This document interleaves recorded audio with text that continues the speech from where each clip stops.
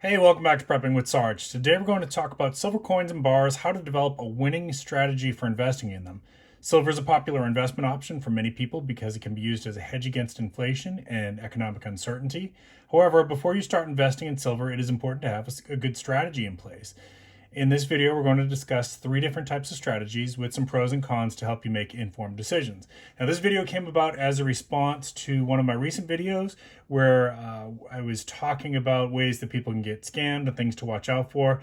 And one of my viewers asked about my strategy when coins are, of course, a little bit higher than bullion bars. I thought that was a great question. So we're going to get to that today.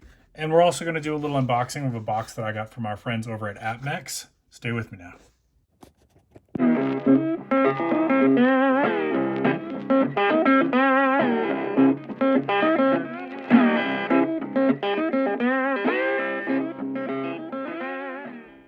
All right, so let's start with getting this box unboxed. And to do that today, we've got a new knife to show. This is in the budget-friendly class. This is the SHTFPreparation ST141. And it is a fun little blade. As you can see, I haven't barely broken this thing in yet. Actually, I just filmed the unboxing last week. So I'll try to get a video out to you at some point later on, but this is the SHTFPreparation ST141. And I'll show you, I'll drop a link for that in the description along with some other links for you. Make sure you check that out. But let's get this thing unboxed. All right, so as you can see, we got a lot of coins to go through today. I'm gonna go ahead and get these cracked open and put some gloves on, and then we'll go through this and we'll talk about our strategies. All right, the silver I'm going to show you is all 2023s. Basically what we're going to do is finish off this 2023 tube, and that's part of my strategy here, y'all. So I stack mostly, by mostly I mean like 95% sovereign bullion. Occasionally I will go for something a little bit different, and of course I like constitutional silver as well. But that's my strategy, and we're going to hit on that as we go through this. So first, let's talk about the difference between bars and coins. Now, I'm not trying to, as I'm showing you my new silver here, I'm not trying to judge anybody's stacking strategy. In fact, I think it's mostly important that you have some kind of stacking strategy instead of like I did in my first year or two going into it, not really knowing what I was doing and not really having a plan. So you can stack bars, you can stack coins, you could stack collectibles if you wanted to. Silver bars are typically sold in larger sizes, well, they can be larger, ranging from 1 ounce to 1,000 ounces, while silver coins are sold in smaller sizes, ranging from 1/10 of an ounce to 1 ounce. I have seen some 2-ounce coins as well. Bars generally have lower premiums over spot price, which makes them very attractive to a lot of buyers. They're cheaper per ounce of silver, in other words. However, coins may have a higher collector value, making them more valuable in certain circumstances. All right.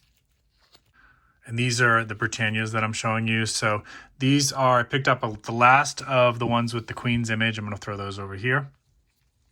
Strategy 1 is to buy and hold. The first strategy, of course, is to buy and hold. These are the King Charles, the new King Charles coins. They just came out a few weeks ago. Got a little something going on there. That's interesting. Let me pull this out for a second. I don't know what that little tiny ding is right there under his neck, but all of my coins seem to have it. Look, I got 3 of these King Charles coins. Sorry, I will get back to the topic. And they all have it. So these are the King Charles Britannias. So buy and hold, this means purchasing silver coins or silver bars with the intention of holding on to them and through the long term. One of the main advantages of this strategy is relatively low risk. As long as you buy high quality silver products from reputable dealers, the value of your investment is likely to increase over time. And if you're buying physical silver, which is what I recommend, although this is not financial advice. Look at that milk cup spot. Man, the first coin they did with King Charles, and they did him dirty. I mean, they really did him dirty. Look at that. Jeez.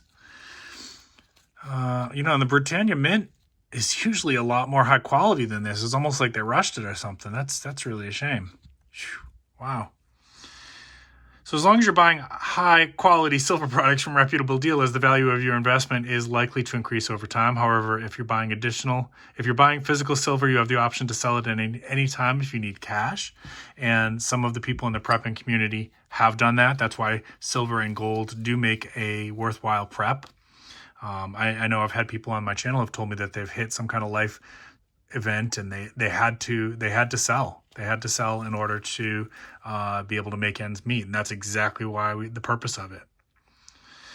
One potential downside of this strategy is that it can take a long time to see significant returns. You also may need to pay for storage or insurance costs, which can add up over time. That just depends on how you want to do your storage.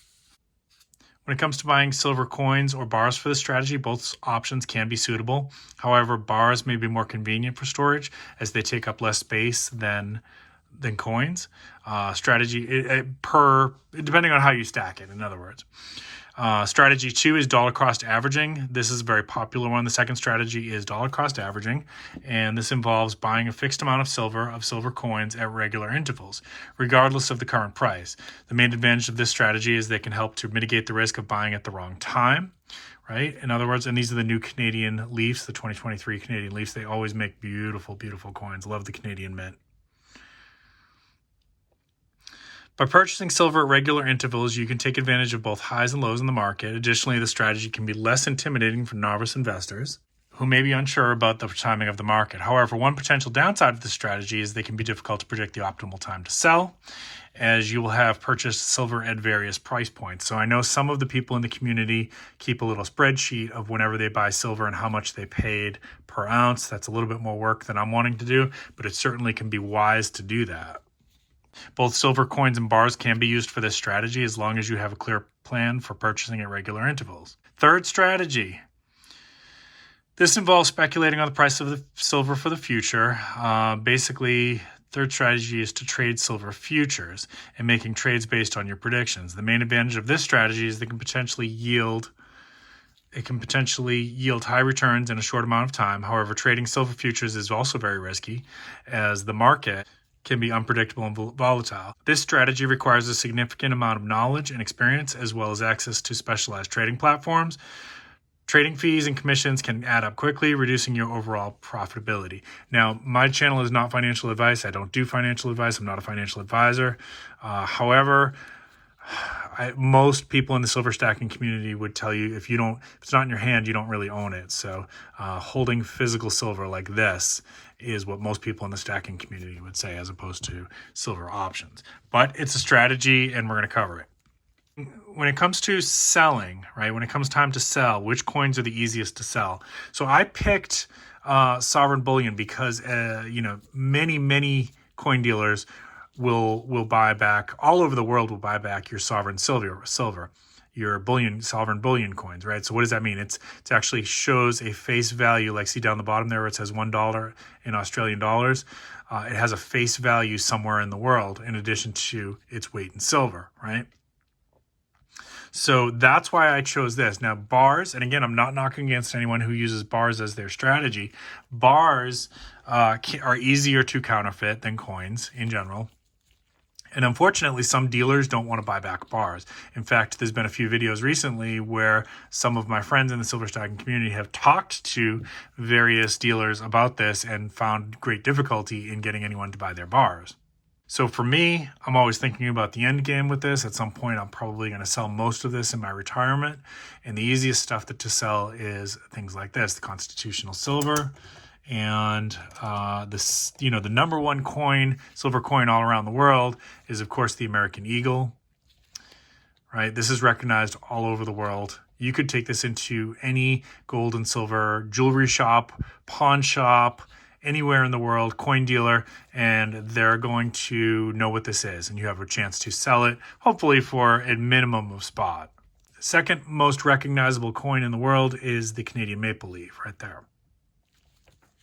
And then there's some debate about what's the third most popular. Some people say the Australian silver kangaroo is the third most popular. These are all widely recognized and traded, making them easier to sell. People kind of know what they look like, so it's a little bit you're more likely to be able to get somebody to understand the value of it. If the coins are in good condition with minimal wear and tear, they'll be easier to sell than coins in poor condition. But even coins in poor condition, like this peace dollar, are usually easy to unload, because this is another one. The peace dollar and the Morgan silver dollar are easily recognizable all over the world, but definitely in the United States. So Which is the most difficult to sell? Well, that really depends on several factors, such as the product's rarity, collector value, and market demand. However, in general, silver products that have a high premium over the spot price of value can be more difficult to sell than those with lower premiums, all right? So what's an example of that? That, unfortunately, is going to hit on some of your collectibles. Now, somebody in the community is going to get aggravated by this, and they're going to say, well, I can sell a Peanuts coin or a Star Wars coin or a Coca-Cola coin to another Star Wars fan. Yes, absolutely. Absolutely. If you can find a fan that collects those collectibles, and it's easier to do now with the internet than it was in the past, then you should be able to find a buyer. That being said, anyone who likes silver is going to know what a Morgan looks like, is going to know what an American Eagle looks like. Another one to consider is I have in the last few years stopped buying the Mexican silver Libertads. The premium on them is even higher than the American Silver Eagle. Unfortunately, I don't know why people seem to treat it. It is a beautiful coin, and I collected them for years. But during the start of the pandemic, the Mexican Mint did some weird things where one of the years they held off to the very last second to release, and it created a lot of demand because people were collecting them for years and they wanted that sequential year to add to it. And what happened was it added to the cost of it. There's a Libertad right there. This is what they look like. It added to the premiums on it, which is the price over spot, and it hasn't really come back down. So realistically, depending on how you look at this, right, is this any more valuable than this, right? Well, that's in the eyes of the beholder, isn't it? So the American Silver Eagle is an ounce of silver. The Mexican Silver Libertad is an ounce of silver, right? So from weight, they're worth the same. This one has a much higher premium. So that depends on, a lot of people like this coin. It's considered one of the most beautiful coins in the world, right? So a lot of people do like to collect the Libertads, but is it easy to sell back outside of somebody who likes the Libertads? That's the question, right? So if I go to my local coin shop, or let's say I wanted to sell back to Apmex, I'm not necessarily going to get more for the Libertad than the American Eagle. I may not necessarily get more from the American Eagle than I would for the Canadian silver dollar, the Canadian maple leaf, right? Just depends. Now, I can tell you also that my dealer, my local coin shop, right, he mostly is interested in American coins, right? Now, I could bring him in some Canadian ones, and sure, he'd take those. But the more outside of that I get, if I start looking at like the Austrian Philharmonics or something like that, he may not be interested in it. And I asked him why, and he said, I have a harder time getting people to buy those. Overall, if you're going to get into this long term, it's good to do your own research, stay up to date on market trends, pay attention to the demand for specific silver products and the demand for silver in general, all of which is going to affect your price presently and down the road when you're in your end game and you're thinking about getting out. So all these on the outside here, we'll go through them one more time here. These are all my new coins that I got from Apmex. Please check in the description down below. I've got a link for Apmex. I'm an affiliate with them. If you use my link, I do get a little commission. It's one of the ways you can help me continue to produce new content for the channel, and I sure do appreciate it. So we got a few of these Canadian maple leaves. They had just come out a few weeks ago, and that's the Canadian maple leaf. We got one more of the American Eagle. Now, for my strategy going forward, I am going to be concentrating more on the American Eagles and the Canadian maple leafs. Again, because being a prepper stacker, I'm giving up something by going to coins instead of bars in terms of how much weight, but my thought, how much weight per dollar I spend, in other words, but my thought is at some point I want to get rid of these either in an emergency or in retirement, and I want what can be unloaded quickly. So there's a cost benefit to that, right? And that's not to say that my strategy is the only strategy. It definitely is not, right? That's just somebody asked me to explain why I went this way instead of bars. Well, there you have it, right? So tell me down in the comments down below, what's your strategy, right? If you're into silver stacking, what's your goal? How do you go about getting to that goal? What's your end game, right? Tell me a little bit about how your strategy might differ than mine. There you have it, folks. 3 different types of strategies for investing in silver coins and bars, and pros and cons of each. Each strategy has pros and cons. It's important to consider your own financial goals and risk tolerance before making any investment decisions. Investing in silver is usually considered a long-term commitment. It's important to do your own research, develop a strategy that works for you. Thanks for watching. If you got anything of value, please consider giving me a thumbs up. If you're new to the channel, please consider subscribing. I would love to have you join me. Keep planting your seeds. Keep stacking your silver. This is Prepping with Sarge.